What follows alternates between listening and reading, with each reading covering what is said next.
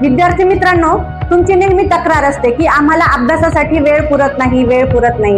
मग तुम्हाला खरंच वेळ पुरत नाही तर तुम्ही जो वेळ मिळतोय त्याचा उपयोग व्यवस्थित करत नाही. बघा, दिवसाचे 24 तास सगळ्यांना मिळतात, पण काही लोक त्या मिळालेल्या वेळेचा पूर्णपणे सदुपयोग करतात आणि यशस्वी होतात, आणि काही लोक मात्र 24 तासामध्ये फक्त बिझी राहतात, पण त्यांना यश मात्र मिळत नाही. मग यामागे काय कारण आहे? जर तुम्हालाही वेळेचं योग्य व्यवस्थापन करून यशस्वी व्हायचं असेल तर तुम्हाला वेळेचे व्यवस्थापन, टाइम मॅनेजमेंट म्हणजे काय ही गोष्ट शिकावी लागणार आहे. बघा, वेळ ही एकमेव अशी गोष्ट आहे आपल्या आयुष्यातली, एकदा गेली तर परत मिळत नाही. पैसा जर गेला तर आपण तो पुन्हा कमावू शकतो, पण एकदा गेलेली वेळ पुन्हा मिळू शकते का? नाही मिळू शकत. मग तुम्हाला एक उदाहरण सांगते बघा मी, की एक मुलगी असते मीना नावाची, ती तिच्या वेळेचं योग्य व्यवस्थापन करत नाही म्हणून तिची कशी त्रेधा तिरपीट उडते. बघा, मीना नावाची एक मुलगी असते, सकाळी 7ची शाळा असते तुमच्या शाळेसारखीच, पण जो अलार्म लावलेला असतो त्या वेळेवरती उठत नाही, उठायला तिला उशीर होतो. मग उशीर झाल्यामुळं शाळेचं गडबड सडबड कसं तरी ती आवरते आणि मग नाश्ता करायचा राहून जातो, दूध प्यायचं राहून जातो, आहे जसं आहे तसं दप्तर ती उचलते आणि शाळेत जाते. मग शाळेत गेल्यावर तिच्या लक्षात येतं की काल जो होमवर्क दिलेला होता त्या होमवर्कची वही तर घरीच राहिली, आणि मग मॅडम विचारणार असतात की होमवर्क नाही झाला तर छड्या मारणार आहेत मॅडम, हे तिला माहित असतं, आणि मग पूर्ण वेळ तिच्या डोक्यामध्ये टेन्शन असतं की मी होमवर्क तर पूर्ण केलाय पण माझी वही मात्र घरी राहिलेली आहे, आणि मग दिवसभर तिचं शिकवण्याकडे सुद्धा लक्ष नाही लागत. मग ती जेव्हा घरी येते, घरी आल्यावर मग शाळेत काय झालं हे ती विसरून जाते. घरी आलं की काय जे काही आहे सटर फटर खायचं, कुरकुरे असं काहीतरी खायचं आणि मग बाहेर खेळायला निघून जायचं. मग अगदी अंधार पडेपर्यंत बाहेर खेळायचं, वेळेचं भान न ठेवता. आई जेव्हा रात्री आवाज देईल जेवायला ये, तेव्हा ती रात्री जेवासाठी येणार, जेवण करणार, आणि मग तिच्या लक्षात येणार की आज पण आपल्याला मॅडमने अभ्यास दिलेला आहे, अभ्यास पूर्ण करायचा आहे. आणि मग अभ्यास करायला बसल्यावर दिवसभर जो तिला थकवा असतो त्या थकव्यामुळे तिचं काही अभ्यासात लक्ष लागत नाही. अभ्यास करता करता तिला झोप यायला लागते. मग झालं, आजचा अभ्यास देखील अपूर्ण राहतो. मग मीनाची ही फजिती कशामुळे होतीये सांगा बरं? कोण सांगेल या प्रश्नाचं उत्तर? आयशा सांग. मीना वेळेचा योग्य नियोजन करत नाही म्हणून तिची फजिती होते. ती कोणत्या वेळेवर कोणता काम करायचं ते ठरवत नाही. व्हेरी गुड, एकदम बरोबर आहे. खूप छान उत्तर दिलेलं आहे आयशाने. बघा, मीनासारखी तुमची फजिती होऊ नये रोजच्या दैनंदिन जीवनामध्ये, किंवा तुम्हाला आयुष्यात खूप मोठं काहीतरी यश मिळवायचंय त्यावेळेस सुद्धा तुमची फजिती होऊ नये. तुम्हाला वेळेचं व्यवस्थापन कसं करावं, टाइम मॅनेजमेंट कसं करावा, यासाठीचे काही नियम मी आज तुम्हाला सांगणार आहे. बघा, वेळेचं व्यवस्थापन करायचं म्हणजे पहिला नियम आहे स्पष्ट ध्येय ठेवा. तुम्हाला तुमचं ध्येय स्पष्ट ठेवावं लागणार आहे की मला आयुष्यामध्ये काय बनायचंय, त्यासाठी मला आज कोणती मेहनत घ्यावी लागणार आहे. जे करिअर तुम्हाला निवडायचे त्याच दृष्टीने तुम्हाला प्रयत्न करावे लागेल. समजा एखाद्या मुलीचं ड्रॉइंग खूप चांगलं आहे, तिला चित्र काढायला खूप आवडतं, ध्येय काय ठेवणार आहे की मला चित्रकार बनायचंय किंवा ॲनिमेशन मध्ये करिअर करायचंय. मग ती मॅक्झिमम वेळ चित्र कसे काढावे, सोशल मीडियावरती सुद्धा बघा, युट्यूब वरती बरेचसे असे व्हिडिओ असतात की स्केच प्रॅक्टिस कशी करायची, चित्र कसे काढायचे, याबद्दलचे व्हिडिओज ती सोशल मीडियावर बघेल, चित्रांची प्रॅक्टिस करत राहील. किंवा एखाद्या मुलाला जर IAS बनायचे, मग IAS बनण्यासाठी काय आवश्यक असतं? 5वी पासून तर 12वी पर्यंतची जेवढी पण पुस्तकं आहेत त्यांचा सगळ्या पुस्तकांचा चांगला अभ्यास करावा लागतो. मग ती आजपासूनच इतिहास, भूगोल, विज्ञान, गणित सगळ्याच्या सगळ्या कन्सेप्ट अगदी पक्क्या करेल. आता तिला IAS बनायचंय, मग तिने 12वी नंतर प्रवास सुरू केला तर जमेल का?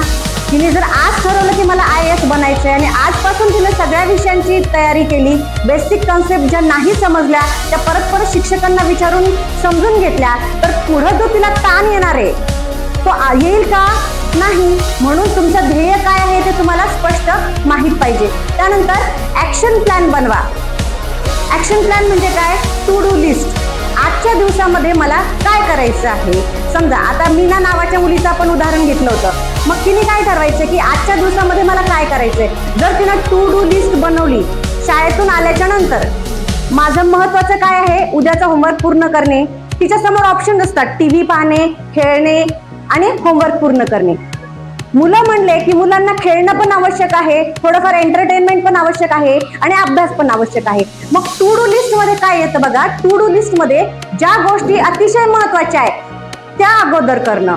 होमवर्क करणं पहिले गरजेचं आहे, उद्या जर वर्गात छड्या नाही खायच्या आहेत तर. म्हणून ती टू डू लिस्ट मध्ये काय करणार आहे, पहिले अभ्यास करणार आहे. टू डू लिस्ट ही गोष्ट समजून सांगण्यासाठी इथे तुम्हाला 4 उदाहरणं मी दिलेले आहेत बघा. टू डू लिस्ट मध्ये टीव्ही पाहणे, उद्याच्या गणिताच्या पेपरची तयारी करणे, 6 महिन्यानंतरच्या स्पर्धा परीक्षेची तयारी करणे किंवा मित्रांसोबत डोंगरावर फिरायला जाणे. या 4 गोष्टी मी तुम्हाला दिलेल्या आहेत. तर टू डू लिस्ट मध्ये सगळ्यात पहिले कुठली गोष्ट येईल सांगा बरं? उद्याच्या गणिताच्या पेपरची तयारी करणे. आता अभ्यासामध्ये इथे 2 गोष्टी आलेल्या आहेत, उद्याच्या गणिताची पेपरची तयारी करणे आणि 6 महिन्यानंतर असणाऱ्या स्पर्धा परीक्षेची तयारी करणे. मग टू डू लिस्ट मध्ये तुम्ही अगोदर कोणती गोष्ट घेणार?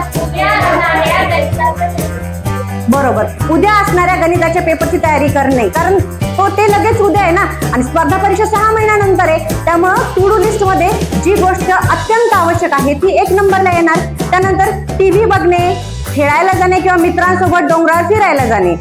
मग कुठली गोष्ट आधी येणार याच्यामध्ये? तुम्हाला फिरायला जायला मित्रांसोबत आवडतं, त्याला प्रायोरिटी द्या. टीव्ही नंतर बघा. एक दिवस टीव्ही नाही बघितली तर काही फरक पडणार आहे का? नाही.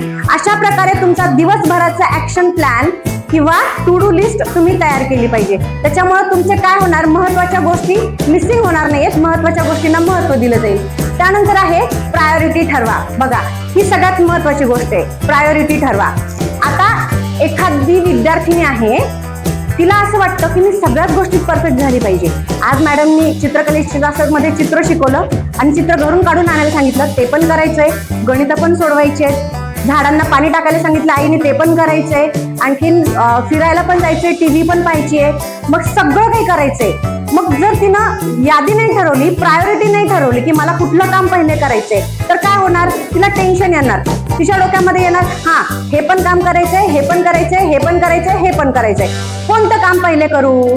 टेन्शन येईल की नाही तिला. आणि टेन्शन आल्यामुळे काय होतं, मग आपल्याला मानसिक दडपण येतं आणि मानसिक दडपण आल्यावर कधी कधी टेन्शनमुळे आपण कुठलंच काम करत नाही, सगळी कामं जागच्या जागी राहतात. बरोबर आहे? म्हणून असलेल्या कामांपैकी आपण प्रायोरिटी पहिले ठरवली पाहिजे. कुठल्या कामाला मी 1 नंबरचं महत्व देईन, कुठल्या कामाला 2 नंबरला महत्व देईन, कुठल्या कामाला 3 नंबरला महत्व देईन. आलं लक्षात? त्यानंतर टाइम मॅनेजमेंट मध्ये 4था पॉइंट येतो, मोबाईल कंट्रोल ठेवणे. बघा, मोबाईल एकदा हातात घेतला, तुम्हाला अनुभव असेल, पहिली रील बघितली, दुसरी बघितली, तिसरी बघितली, चौथी बघितली, बघता बघता 1 तास कसा निघून जातो काहीच कळत नाही.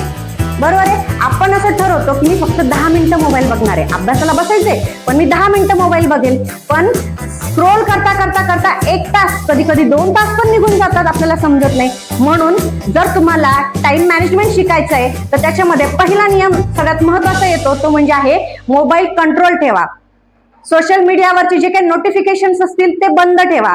की एखादा गेम आहे, गेम तुम्ही खेळता सगळेजण, मला माहिती आहे, मग गेम खेळताना त्या गेमचे नोटिफिकेशन जर तुम्ही ऑन ठेवले तर मग कधी पण मोबाईल उघडला की पहिले त्या गेमचं नोटिफिकेशन येतं आणि लगेच आपण गेम मध्ये जाऊन बघतो काय चालू आहे, आणि काय चालू आहे बघता बघता कधी खेळायला सुरुवात करतो आपल्यालाही कळत नाही. म्हणून तुमच्या घरच्यांचे तुम्ही मोबाईल घेत राहतात मला माहिती आहे, पण त्या मोबाईलवरचे जे तुम्ही वापरणारे ऍप्स आहेत त्याचे नोटिफिकेशन तुम्ही बंद ठेवायचे आहे. मग इंस्टाग्राम असो, युट्यूब असो किंवा तुमचे वेगवेगळे गेम्स असो. समजलं? वेळेचं व्यवस्थापन करताना अजून एक महत्वाची गोष्ट ती म्हणजे प्रोमो टेक्निक. प्रोमो टेक्निक म्हणजे काय, उद्या परीक्षा आहे आणि मी ठरवलंय की आज मला 4 तास अभ्यास करायचा आहे, पण सलग 4 तास तुम्ही अभ्यास करू शकता का?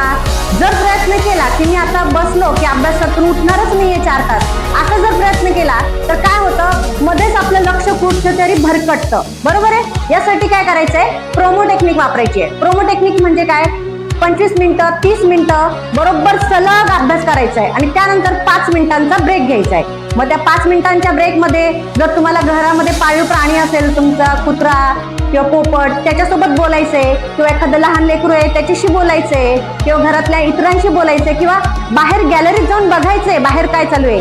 हा ब्रेक तुम्ही 5 मिनिटांचा घेऊ शकता. सलग अभ्यास करणं शक्य नाहीये ना, मग तुम्ही अर्धा तास 20 मिनिट 25 मिनिट सलग अभ्यास करा, 5 मिनिटाचा ब्रेक संपला की पुन्हा पुढचा अर्धा तास अभ्यास करा, पुन्हा 5 मिनिटाचा ब्रेक घ्या. पुन्हा अर्धा तास अभ्यास करा, पुन्हा 5 मिनिटाचा ब्रेक घ्या. अशा पद्धतीने जर तुम्ही करत राहिलात तर तुमचं वेळेचं व्यवस्थापन व्यवस्थित होईल आणि तुम्हाला पुढं परीक्षेचं यश मिळवताना कुठलीही अडचण येणार नाही. वेळेचं व्यवस्थापन करण्यासाठी तुम्हाला अशा प्रकारे तुमचं टाइम मॅनेजमेंट करणं गरजेचं आहे. आजपासून टाइम मॅनेजमेंटची ही सूत्र वापरणार ना तुम्ही? Very good. अशाच प्रकारचे मोटिवेशनल व्हिडिओज अजून हवे असतील तर या चॅनलला लाईक, शेअर आणि सबस्क्राईब नक्की करा.